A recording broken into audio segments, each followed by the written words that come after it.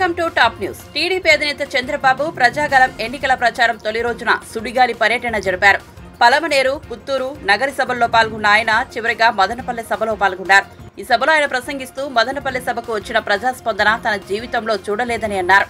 ఈ ప్రభుత్వంపై మీకు కోపం, కసి ఉంది అని చంద్రబాబు వ్యాఖ్యానించారు. అరాచకాలకు పాల్పడేవారిని శాశ్వతంగా వదిలించుకునే సమయం వచ్చిందని, రౌడీయిజం కావాలో ప్రజాస్వామ్యం కావాలో ప్రజలే తేల్చుకోవాలని పిలుపునిచ్చారు. సంపద సృష్టించడం తెలిసిన కూటమి ఎన్డీఏ అని స్పష్టం చేశారు. తాము అధికారంలోకి వస్తే సంపద సృష్టించి ప్రజలకు పంచుతామని అన్నారు. టీడీపీ అధికారంలోకి వస్తే నాణ్యమైన మద్యం అందుబాటులోకి తీసుకొస్తామని చంద్రబాబు స్పష్టం చేశారు. ఎక్కడికి పోయినా తెలుగుదేశం పార్టీ జెండా తీసుకొచ్చి నాకు స్వాగతం పలుకుతున్నారు.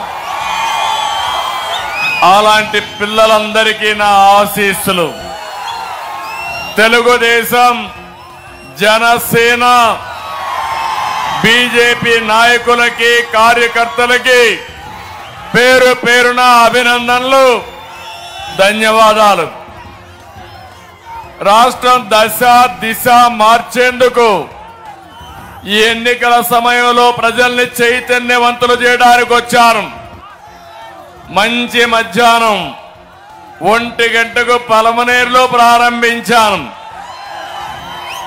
3:30 గంటలకి నగర్లో మీటింగ్ పెట్టాం. ఈ 2 మీటింగ్లు చూసిన తర్వాత మదనపల్లికి వచ్చాను. తమ్ముళ్ళు, మదనపల్లికి చాలా సార్లు వచ్చాను కానీ ఇంత పెద్ద స్పందన నా జీవితంలో ఎప్పుడూ చూడలేదు.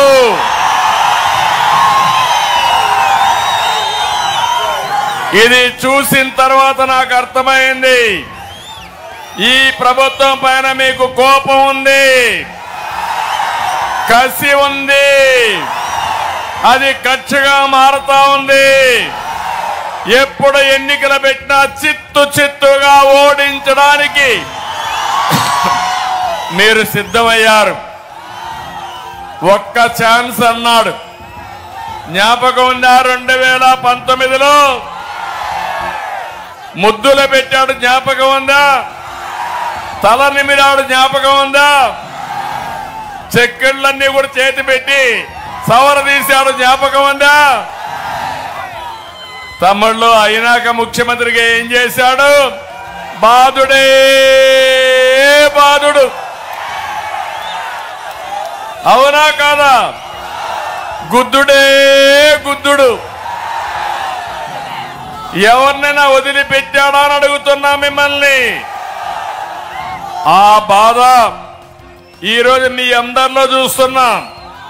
ఒక బాధ, ఒక ఆవేదన, ఒక ఆక్రందన, ఒక ఆవేశంగా తయారైంది. తొలి రోజు నేను చూస్తే నా 3 మీటింగులు సూపర్ హిట్ అయినాయి. ఇక రాబోయే అన్స్టాపబుల్ తెలుగుదేశం పార్టీ ఎన్డీఏ ఇక్కడ ఎక్కడికి వెళ్ళినా సాగునీరు లేని రైతు వెదనిపిస్తా ఉంది. ఉద్యోగం లేని మా యువత కనపడుస్తున్నారు. నాకు నమ్మించి తడిగుడ్డతో గొంతు కోసే ప్రభుత్వం ఏదో మీ భవిష్యత్తు కోసం పనిచే. ఏపీ ముఖ్యమంత్రి, వైసీపీ జాతీయ అధ్యక్షుడు వైఎస్ జగన్మోహన్ రెడ్డి ఎన్నికల ప్రచారానికి శ్రీకారం చుట్టారు. మేమంతా సిద్ధం పేరిట చేపడుతున్న ఈ ఎన్నికల ప్రచారంలో తొలి సభను ప్రొద్దుటూరులో నిర్వహించారు. ఈ సభలో ఆయన ప్రసంగిస్తూ ఇంత పెద్ద మీటింగ్ ఈ జిల్లాలో ఎప్పుడూ జరిగి ఉండదేమో అనేలా జనసంద్రం కనిపిస్తోందని హర్షం వ్యక్తం చేశారు. ఇప్పటి వరకు నా విజయాలకు కారణమైన మీ అందరికీ కృతజ్ఞతలు అంటూ ప్రజలను ఉద్దేశించి వ్యాఖ్యానించారు. ఈ రోజు రాష్ట్రంలో కోట్లాది గుండెలు మన పార్టీకి, మన ప్రభుత్వానికి మద్దతు పలుకుతూ 2024 ఎన్నికల సమరానికి సిద్ధం అంటున్నాయని తెలిపారు. మన జెండా మరే జెండాతో జట్టు కట్టడం లేదని, ప్రజలే అజెండాగా మన జెండా ఇవాళ రెపరెపలాడుతోందని అన్నారు. మళ్ళీ మరో 5 సంవత్సరాలు మీ ఇంట్లో మీ రక్తం తాగేందుకు వస్తుంది అని చెప్పి ప్రతి ఇంటికి వెళ్ళి చెప్పండి. పొరపాటు చేయొద్దు అని ప్రతి ఇంటికి వెళ్ళి చెప్పండి. చంద్రబాబుకు ఏ ఒక్కరైనా కూడా ఓటు వేయటము అని అంటే దాని అర్థం ఏమిటో తెలుసా? చంద్రబాబుకు పొరపాటున ఏ ఒక్కరైనా ఓటు వేయటము అని అంటే దాని అర్థమేమిటో తెలుసా? మనమే మనకు అందుతా ఉన్న మన పథకాలన్నింటినీ కూడా రద్దు చేసేందుకు మనమే ఓటు వేయటము అని చెప్పి ప్రతి ఇంటికి వెళ్ళి చెప్పండి. చంద్రబాబును నమ్మటము అని అంటే అబద్ధాన్ని, మోసాన్ని, వెన్నుపోటును నమ్మినట్టే అని చెప్పి ప్రతి ఇంటికి వెళ్ళి చెప్పండి. ఒక్కసారి చంద్రబాబు నాయుడు గారి గురించి చెప్పేటప్పుడు ప్రతి ఒక్కరూ కూడా ఆలోచన చేస్తూ చెప్పండి. ఇదిగో చంద్రబాబు తీయటి మాటలు, రంగురంగుల వాగ్దానాలు, చంద్రబాబు నాయుడు మాటల్లో విషయం ఎలా ఉంటుందో ఇదే దత్తుపుత్రుడితో, ఇదే మోడీ గారితో కలిసి ఇదే చంద్రబాబు నాయుడు గారు 2014లో ప్రజలకు ఏం చెప్పాడో, ఎంతటి మోసం చేశాడో వారు చేసిన పాంఫ్లెట్ను మీరే ఒక్కసారి చూడండి. ఈ పాంఫ్లెట్ 2014లో చంద్రబాబు నాయుడు గారు, ఇదే కూటమి, చంద్రబాబు నాయుడు గారు, దత్తపుత్రుడు మోడీ గారు, ముగ్గురు ఫోటోలు, కింద చూస్తే చంద్రబాబు నాయుడు గారి సంతకం. ఈ పాంఫ్లెట్ ప్రతి ఇంటికి పంపించారు, టీవీలలో అడ్వర్టైజ్మెంట్ వేశారు, వీర బాధుడు బాదారు అడ్వర్టైజ్మెంట్లు. వీళ్ళు ముగ్గురు కలిసి 2014లో కూటమిగా ఏర్పడిన వీళ్ళు ఇంటింటికి వెళ్ళి ఈ పాంఫ్లెట్ పంచి ఎల్లో మీడియాలో, అదే ఈనాడులో, అదే ఆంధ్రజ్యోతిలో, అదే TV5లో అడ్వర్టైజ్మెంట్ల మీద అడ్వర్టైజ్మెంట్లు వేసి వీళ్ళంతా కూడా చెప్పింది ఏమిటి? రైతులకు రుణమాఫీపై మొదటి సంతకం చేస్తారన్నాడు. 87,612 కోట్ల రూపాయలు రుణమాఫీ చేశాడా? రెండు చేతులు పైకెత్తి ఇలా ఇలా ఇలా ఇలా ఇలా ఇలా ఇలా ఇలా ఇలా ఇలా ఇలా ఇలా ఇలా ఇలా ఇలా. పొదుపు సంఘాల రుణాలన్నీ పూర్తిగా మాఫీ చేస్తామన్నాడు. 14,205 కోట్ల రూపాయలు. ఒక్క రూపాయి అయినా చేశాడా?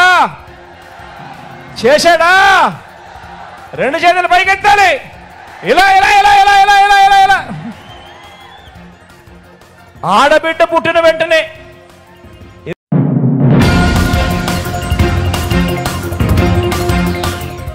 ఏపీలో టీడీపీ, జనసేన పార్టీలతో పొత్తు కుదుర్చుకున్న బీజేపీ తమ అసెంబ్లీ అభ్యర్థుల జాబితా విడుదల చేసింది. పొత్తులో భాగంగా బీజేపీ ఏపీలో 10 అసెంబ్లీ స్థానాలు, 6 ఎంపీ స్థానాల్లో పోటీ చేస్తోంది.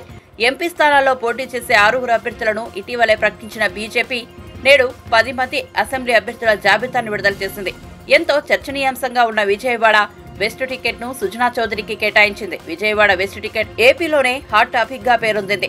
ఈ సీటు కోసం టీడీపీ, జనసేన నేతలు కూడా రేసులో ఉన్నారు. అయితే పొత్తులో భాగంగా విజయవాడ పశ్చిమ నియోజకవర్గాన్ని బీజేపీకి కేటాయించినట్టు అర్థమవుతోంది. ఇక బీజేపీ అగ్రనేతలు ఆదినారాయణ రెడ్డి, కామినేని శ్రీనివాస్, విష్ణుకుమార్ రాజు, సత్యకుమార్లకు ఎమ్మెల్యే అభ్యర్థులుగా అవకాశం ఇచ్చారు.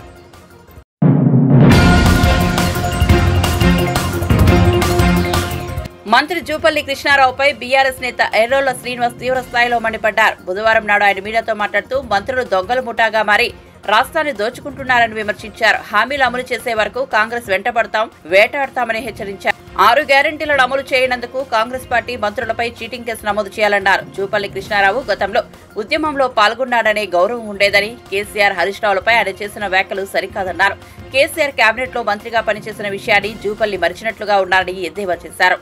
అతి మారంగానే మనిషి మారతాడు, మనిషి యొక్క విలువలు మారుతాయి, మాట మార్చచ్చు అనేది జూపల్లి కృష్ణారావు గారి నిన్న స్టేట్మెంట్ చూసిన తర్వాత అర్థమైంది.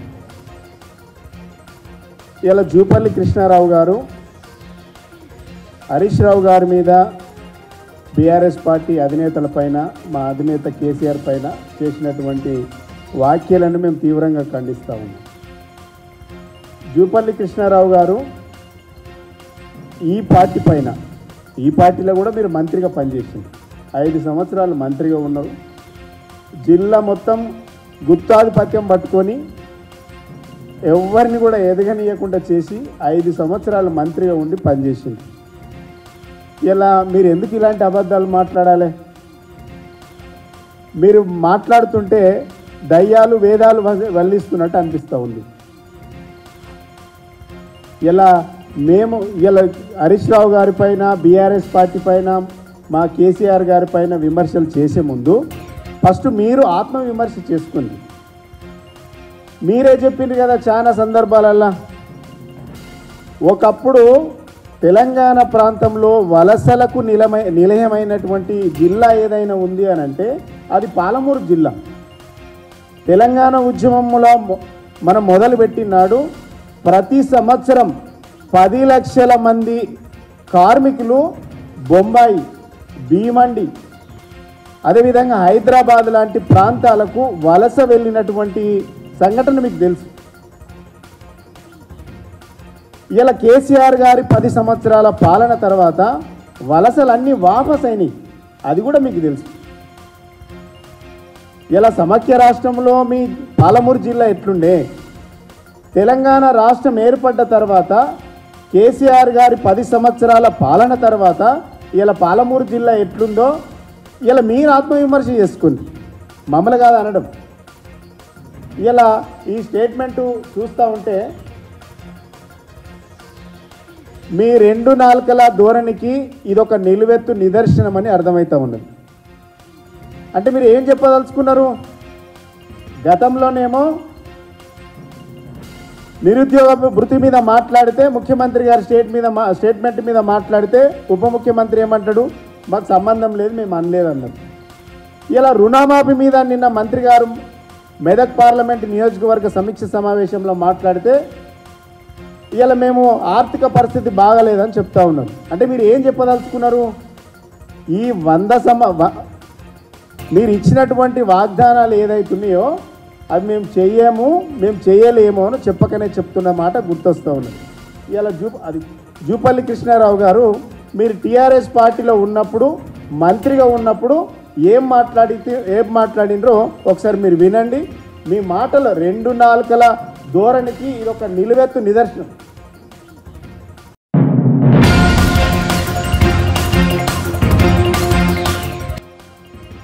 ఏపీ ఐటీ మంత్రి గుడివాడ అమర్నాథ్ పై టాలీవుడ్ నటుడు జనసేన నేత పృథ్వీరాజ్ విశాఖలో మీడియాతో మాట్లాడుతూ వ్యంగ్యాస్త్రాలు సంధించారు. అతడికి ఏం తెలుసునని ఐటీ మినిస్టర్ని చేశారో అర్థం కావడం లేదని అన్నారు. వీళ్ళందరూ ఐటీ మినిస్టర్ ఏమొచ్చండి? ఐటీ మినిస్టర్ మేము చదువుకుంది ఇక్కడే ఆంధ్ర యూనివర్సిటీ, అప్పుడు వాళ్ళ నాన్నగారు తెలుసు మాకు. కానీ ఈయన ఎప్పుడు వచ్చాడు, ఏం చదివాడు? ఈయన ఐటీ మినిస్టర్ ఏంటంటే ఈయన ఎందుకు పెట్టుకున్నారంటే చుట్టుపక్కల స్థలాలు గిలాలు ఎక్కడెక్కడ ఖాళీ సరుకులు ఏమున్నాయి ఇవన్నీ చూసి మాకు ఇన్ఫర్మేషన్ ఇస్తే మనం చపాతీ చేసేటప్పుడు గోధుమ పిండి అయిపోయాక ఆడవాళ్ళు ఎలా అంటే ఆ రథంలాగా పడుతుంది కింద పిండి, ఆ పిండి ఏరుకోవటానికి ఉన్నాడు ఇతను. గుడివాడ అమర్నాథ్ ఎదుగా సీట్ లేదా నువ్వు గెలవు, నువ్వు గుడివాళ్ళు నువ్వు గాజువాకలో గెలవు. మా కూటమి అభ్యర్థి దగ్గర 70,000 మెజార్టీతో గాజువాక అద్భుతమైన రిజల్ట్. మీరంతా షెడ్యూల్కి వెళ్ళటమే. రేపు 4వ తారీఖు జూన్ 4th ఎలక్షన్ డిక్లేర్ అవ్వగానే బై రోడ్డు వెళ్ళిపోయేవాళ్ళు బై రోడ్డు, ఫ్లైట్లో వెళ్ళిపోయేవాడు ఫ్లైట్లు, డబ్బులు ఎక్కువ దొబ్బారు కదా, అలా పోయేవాడు అలా పోతాడు. రాష్ట్రం ప్రశాంతంగా ఉంటుంది, అద్భుతమైన పరిపాలన ఉంటుంది. ఎక్కడ ఎటువంటి పరిపాలన ఉన్నా కూడా తను ఎవరికి సపోర్ట్ ఉన్నా కూడా తన గొంతు తన గలం అసెంబ్లీలో వినిపిస్తాడు పవన్ కళ్యాణ్ గారు. ఈ రోజున మీరు కుట్రలు వ్యక్తులు ఇంటికి 1 లక్ష, ఓటుకు 1 లక్ష, లేకపోతే బైక్ ఒక బైకు. పిఠాపురం ప్రజలు ఏమంటున్నారంటే అక్కడి నుంచి వచ్చాను నేను ఇక్కడికి. పిఠాపురం ప్రజలు ఒరే లపోట్ మీరు ఇచ్చేది ఏంట్రా మాకు బైకులు? ఆల్రెడీ పిఠాపురంలో ఉన్న జనసేన అంతా బైకులతోటను 3 కోట్ల ఫోన్ చేస్తున్నారు. మీరు ఇచ్చే ఎంగిలి మెతుల కోసం మేము ఆశపడలేదురా అన్నాడు. ఆ ఉప్మా భద్రగడ్డ అని ఒకడు ఉన్నాడు, కాపు నాయకులు అని చెప్పుకుంటారు. మేము ఇంకా ఏంటంటే మాకు తెలియక కాపు నాయకులు మీరంతా కాపులు బ్రహ్మాండం అని చెప్పి ఒక హరిరామ జోగయ్య గారు, ఈయన ముద్రగడ్డ గారు ఏ రోజు ఏం చేసావు నువ్వు జనాలకి? ఎవరికి ఏం చేయలే, వాడుకున్నావు. మళ్ళీ ప్రేమలేఖలు రాయడం, దాన్ని భూస్థాపితం చేసేస్తాడంటే రే పగిలే కొద్దీ పదునెక్కుద్ది. ముద్రగడ్డ గారు గ్యాసు పదునే కొద్దీ పగిలే కొద్దీ పదునెక్కుద్ది. ఇది అలా ఇదే కార్యకర్తలు, ఇదే ప్రజలు ప్రజలు మెచ్చినటువంటి ఆంధ్ర రాష్ట్ర ప్రజలు మెచ్చినటువంటి గ్లాసు అద్భుతమైన విజయాన్ని సాధిస్తుంది. మీ అందరికీ దగ్గరలో ఉండే పొద్దున్నే పినాయిల్ వేసి నోరు కడుక్కోవాలి. మీరు ఏంటంటే మీరు కూడా ఆయన ఎవరో మిథున్ రెడ్డి రాయలసీమ నుంచి మన పిఠాపురం ఈస్ట్ గోదావరికి ఇన్ఛార్జ్. మీకు సిగ్గు శరం ఉండాలరా మీకు. మీరేంటంటే ఎన్ని వ్యక్తులు ఎన్ని చేసినా కూడా పవన్ కళ్యాణ్ గారు ఆపే శక్తి ఎవరికి లేదు. అలాగే కూటమి విజయాన్ని ఆపే శక్తి ఎవరికి లేదు. పృథ్వీరాజుని ఆపే శక్తి ఎవరికి లేదు. చెప్తున్న పవన్ అన్న వదిలిన బాణం పృథ్వీరాజు మీరు వదిలేరు కదా. జగన్ అన్న బాణం షర్మిల అన్నారు కదా. ఇప్పుడు ఆ షర్మిల కాంగ్రెస్ అన్న బాణం అయ్యింది. వేసి కొడతం చేసేది. మీరు కొట్టుకు సాగండి అధికారం కోసం, డబ్బుల కోసం, ఆస్తుల కోసం, పెంపకాల కోసం. మాకు అలాంటివి లేవు. మేము ఉంటే గ్లాసులో మంచినీళ్ళు తాగుతాం, గంజి తాగుతాం. బాగా ఎక్కువ ఉంటే ఒక పాయసం తాగుతాం. ఈ గ్లాస్ అలాంటిది. ఈ గ్లాసుల గురించి ఎవడైనా సరే ఒక్కొక్క మాట మాట్లాడితే అప్పట్లో పవన్ కళ్యాణ్ గారు అన్నారు బట్టలు కూడా తీసి కొడతామని. అలా మేము మాట్లాడడం. ఓటేసి కొడతాం. ప్రజలు ఒకటే అంటున్నారు. ఏం సమాధానం చెప్పండి. ఓటేసి కొడతాం. 2024 తీర్పు అద్భుతంగా ఉంటుంది. వర్డిక్ట్ అద్భుతం. బ్రహ్మాండమైన రాజ్యం మా నాగేంద్రబాబు గారికి, అలాగే నాదెండ్ల మనోహర్ గారికి, మా పవన్ కళ్యాణ్ గారికి అలాగా నిబద్ధత గల నాయకులు ఉన్నారు మా దగ్గర. మీలాగా బూతులు మినిస్టర్లు లేరు మా దగ్గర.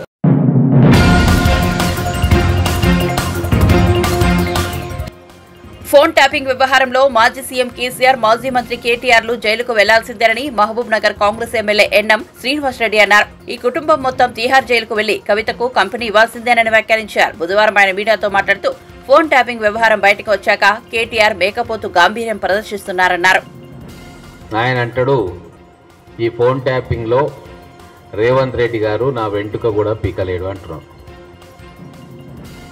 అయ్యా కేటీఆర్ గారు, ఈ ఫోన్ ట్యాపింగ్ అంశంలో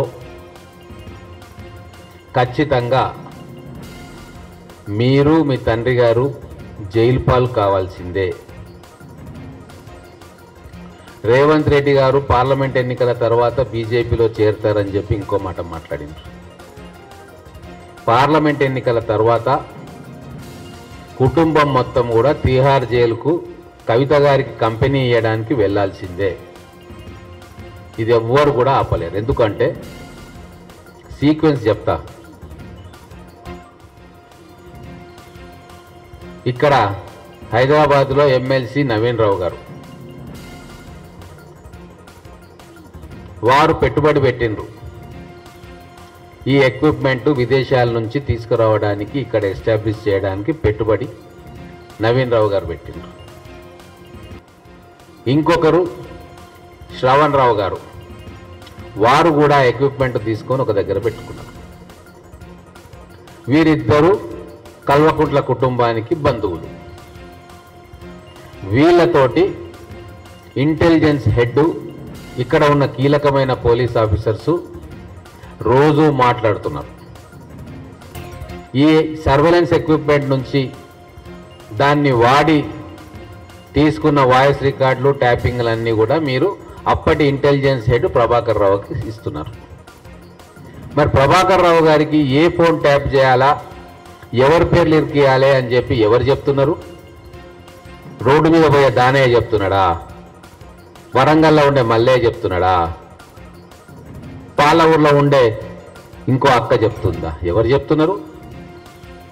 ఈ రాష్ట్రంలో అధికారం కేవలం ఇద్దరి చుట్టే తిరుగుతుంది. ఒకరు ధృతరాష్ట్రుడిలాగా అన్ని మూసుకొని కూర్చున్న ప్రగతి భవన్ గడిలో కూర్చున్న కేసీఆర్ గారు, ఇంకొకరు అహంకారంతో, మితిమీరిన అహంకారంతో విర్రవీగుతున్న యువరాజు, దుర్యోధనుడిలాగా ప్రవర్తిస్తున్న యువరాజు కేటీఆర్. వీళ్ళిద్దరు ఆదేశాలే నడుస్తాయి కదా ఈ తెలంగాణ రాష్ట్రంలో. మరి వీళ్ళిద్దరు ఆదేశాలు ఇస్తేనే కదా ఇంటెలిజెన్స్ హెడ్గా ఉన్న ప్రభాకర్ రావు గారు ఫలానా ఫోన్ నెంబర్లు ట్యాప్ చేయండి అని చెప్పడం. దానికి మీ బంధువర్గం చేత బయటికి పోకుండా ఎక్విప్మెంట్ ఇంపోర్ట్గా తీసుకొచ్చి ప్రభుత్వ ఖాతాల్లో కనబడకుండా ప్రైవేటుగా డబ్బులు వెచ్చించి తీసుకొచ్చింది. అంటే ఈ ఫోన్ ట్యాపింగ్ వ్యవహారం మొత్తం కూడా మీ కుటుంబ సభ్యుల పర్యవేక్షణలో మీ కుటుంబ పెద్ద, రాష్ట్ర అధినేత, బీఆర్ఎస్ పార్టీ పెద్ద కల్వకుంట్ల చంద్రశేఖరరావు గారి కనుసన్నల్లో మీ ఆదేశాలతోటి జరిగిందనేది ఎవరు కూడా కాదనలేని వాస్తవం. దీన్ని మీరు కాదంటారా? లై డిటెక్టర్ టెస్ట్కి వస్తారా కేసీఆర్ అండ్ కేటీఆర్ కంపెనీ? మీరు ఏ ఫోన్ కాల్స్ కూడా ట్యాపింగ్కు ఆదేశించలేదు అని చెప్పి లై డిటెక్టర్ టెస్ట్లకు వస్తారా?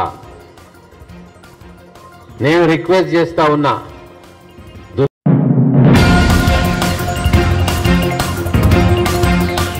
లోక్సభ ఎన్నికల ప్రచారంలో భాగంగా వచ్చే నెల 13న చేవెళ్లలో బీఆర్ఎస్ ప్రెసిడెంట్ కేసీఆర్ బహిరంగ సభ ఉంటుందని ఆ పార్టీ వర్కింగ్ ప్రెసిడెంట్ కేటీఆర్ వెల్లడించారు. సభ కోసం అవసరమైన అన్ని ఏర్పాట్లు చేయాలని, జన సమీకరణపై దృష్టి పెట్టాలని పార్టీ అభ్యర్థి కాసాని జ్ఞానేశ్వర్ ముదిరాజ్ ఇతర నాయకులకు ఆయన సూచించారు. కాసానితో పాటు మల్కాజ్గిరి పార్లమెంట్ నియోజకవర్గం పరిధిలోని ఎమ్మెల్యేలు సబితా ఇంద్రారెడ్డి, ప్రకాష్ గౌడ్, అరకెపూడి గాంధీ, ఎమ్మెల్సీలు వాణీదేవి, ఎగ్గె మల్లేశం, బొగ్గారపు దయానంద్, మాజీ ఎమ్మెల్యేలు మెతుకు ఆనంద్, పైలట్ రోహిత్ రెడ్డి తదితరులతో తెలంగాణ భవన్లో బుధవారం కేటీఆర్ భేటీ అయ్యారు. పార్టీకి ద్రోహం చేసి వెళ్లిపోయిన రంజిత్ రెడ్డిని ఈసారి ఎన్నికల్లో ఓడించాలన్నారు.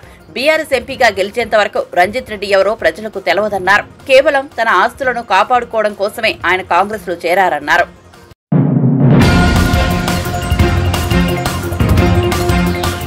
కాకినాడ జిల్లా తాళ్లరేవు మండలంలో పంట పొలాలకు నీరు అందడం లేదంటూ పొలాల్లో ద్విచక్ర వాహనాలు నడిపి రైతులు వినూత్నంగా నిరసన చేపట్టారు. మండలంలో గ్రాంటు చివరి ఆయకట్టు పరిధిలో నీరందక వరి పొలాలు ఎండిపోయాయని వారు ఆవేదన వ్యక్తం చేశారు. ప్రభుత్వం ఆదుకోకపోతే తమకు ఆత్మహత్య దిక్కని వాపోయారు.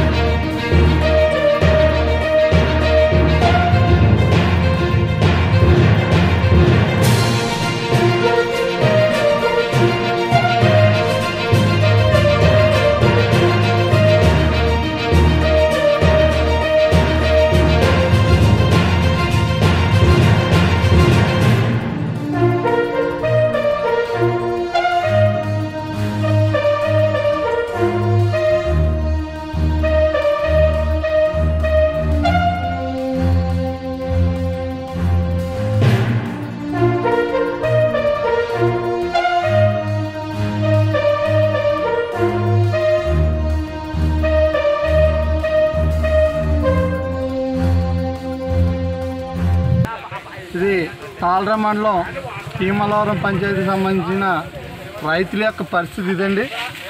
మన వాళ్ళు పంట వేసిన దగ్గర నుంచి ప్రతిసారి నీరు గురించి ఇబ్బంది పడుతున్నారు. గత 15 రోజుల కిందట 20 రోజుల కిందట కూడా ఇరిగేషన్ కార్యాలయం దగ్గరికి వెళ్ళి రైతులందరూ కూడా ధర్నా చేసి మాకు నీరు సరిగ్గా ఇవ్వట్లేదు, వంతుల వారి విధానంలో కూడా మాకు నీరు అందట్లేదని చెప్పి అధికారులందరినీ ముట్టడిస్తే అధికారుల మాట ప్రకారం వీళ్ళ పాపం పంట కొనసాగించుకోవడానికి అన్ని రకాల ప్రయత్నాలు చేశారు. నిన్న కలెక్టర్ గారిని కూడా కలిసి మా బాధ ఇదండి, మాకు పరిస్థితి మమ్మల్ని ఆదుకోండి లేకపోతే మాకు ఆత్మహత్యలే గతి అని చెప్పడం జరిగింది. కలెక్టర్ గారు హామీ మేరకు ఉదయం 10 గంటలకల్లా మీ చేలన్నీ తడిపించే బాధ్యత మా అధికారులు తీసుకుంటామని చెప్పి ఆవిడ చెప్పడం వీళ్ళందరూ ఆ మాట నమ్మి వచ్చేసారు. కానీ ఇప్పుడు సమయం 12 అయినా కూడా ఇరిగేషన్ అధికారి కానీ వ్యవసాయ అధికారులు కానీ ఎవ్వరూ వచ్చి రైతుల పరిస్థితి ఏంటన్నది కూడా అడిగిన చందం లేదు.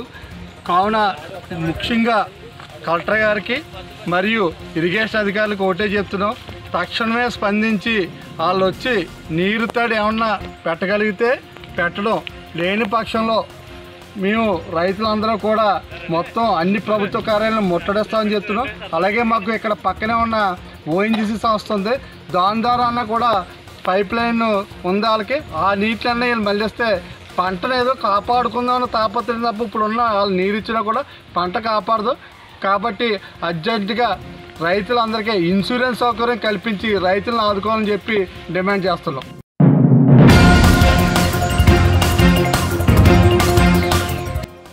రాజకీయ నాయకుల ఫోన్ ట్యాపింగ్ వ్యవహారంపై రాష్ట్ర డీజీపీ రవిగుప్తాకు రఘునందన్ రావు ఫిర్యాదు చేశారు.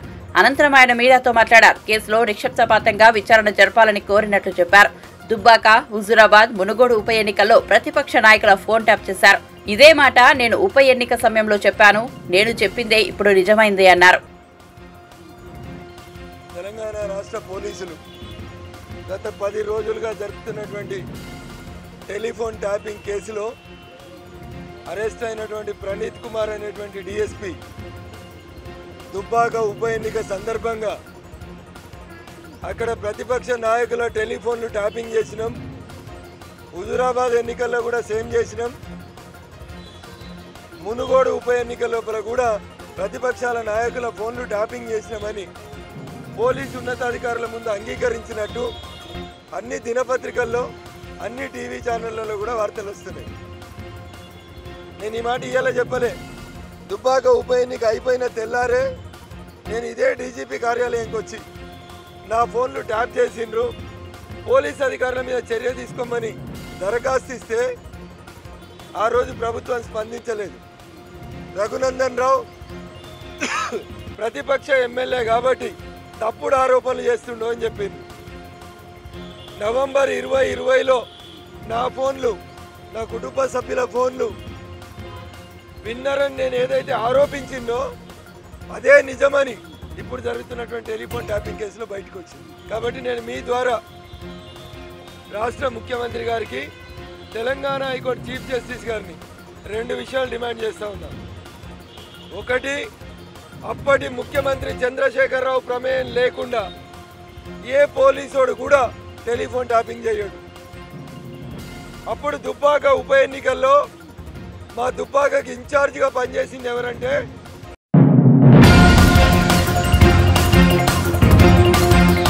హైదరాబాద్ లోని ఉప్పల్ స్టేడియంలో పరుగులు వెల్లువెత్తిన మ్యాచ్ లో సన్ రైజర్స్ హైదరాబాద్ అదిరిపోయే విజయం సాధించింది. భారీ స్కోర్లు నమోదైన మ్యాచ్ లో ముంబై ఇండియన్స్ పై 31 పరుగుల తేడాతో నెగ్గింది. సన్ రైజర్స్ ఈ మ్యాచ్ లో ఐపీఎల్ రికార్డ్ స్కోరు సాధించినప్పటికీ ముంబై ఇండియన్స్ కూడా ధీటుగానే స్పందించింది. 278 పరుగుల లక్ష్య ఛేదనలో ముంబై జట్టు నిర్ణీత 20 ఓవర్లలో 5 వికెట్లకు 246 పరుగులు చేసి ఓటమి పాలైంది. ప్యాట్ కమిన్స్ కు సన్ రైజర్ యాజమాన్యం వేలంలో 20.50 కోట్ల ధరకు కొనుగోలు చేయడం ఎంతమాత్రం తప్పు కాదని ఈ మ్యాచ్ నిరూపించింది. ముంబై బ్యాట్స్మెన్ ఓవైపు భారీ సిక్సర్లతో మ్యాచ్ ను లాగేసుకుంటున్నట్లు కనిపించినా ఎంతో కూల్డ్ గా ఫీల్డింగ్ ప్లేస్ చేయడంతో పాటు స్వయంగా తాను బౌలింగ్ కు దిగి 2 కీలక వికెట్లు తీయడం ద్వారా కమిన్స్ తన రేటుకు న్యాయం చేశాడు. ఈ మ్యాచ్ లో ఎంతో ప్రమాదకరంగా పరిణమించిన హిట్ మ్యాన్ రోహిత్ శర్మ, తెలుగు తేజం తిలక్ వర్మలను అవుట్ చేసింది కమిన్సే. మరో ఎండో left arm seamer Jaydev Unadkat తన స్లో డెలివరీలతో ముంబైని చికాకు పెట్టి 2 వికెట్లు తీశాడు. ముంబై ఇన్నింగ్స్ ఆరంభం చూస్తే ఈ మ్యాచ్ లో సన్ రైజర్స్ గెలుస్తుందని ఎవరూ అనుకోలేదు. 3 ఓవర్లకే 50 పరుగులు చేయడం ద్వారా రోహిత్ శర్మ, ఇషాన్ కిషన్ జోడీ సన్ రైజర్స్ గుండెల్లో గుబులు పుట్టించింది. రోహిత్ శర్మ 12 బంతుల్లో 1 4, 3 సిక్సర్లతో 26 పరుగులు చేయగా ఇషాన్ కిషన్ 13 బంతుల్లో 2 4లు, 4 సిక్సర్లతో 34 పరుగులు చేశాడు. షాబాద్ అహ్మద్ బౌలింగ్ లో ఓసారి అవుట్ అయ్యే ప్రమాదం నుంచి తప్పించుకున్న రోహిత్ శర్మ ఆ మరుసటి ఓవర్లో కమిన్స్ బౌలింగ్ లో అవుట్ అయ్యాడు. ఆ తర్వాత నమర్దీర్ 14 బంతుల్లో 2 4లు, 2 6లతో 30 పరుగులు చేసి ముంబై స్కోర్ ఎక్కడా తగ్గకుండా చూశాడు. ఇక తిలక్ వర్మ తనకు మాత్రమే సాధ్యమైన రీతిలో పవర్ హిట్టింగ్స్ తో అలరించాడు. వర్మ 34 బంతుల్లో 2 4లు, 6 6లతో 64 పరుగులు చేసి కమిన్స్ బౌలింగ్ లో వెనుదిరిగాడు. తిలక్ వర్మ క్రీజులో ఉన్నంతసేపు మ్యాచ్ ముంబై వైపే మొగ్గు చూపింది.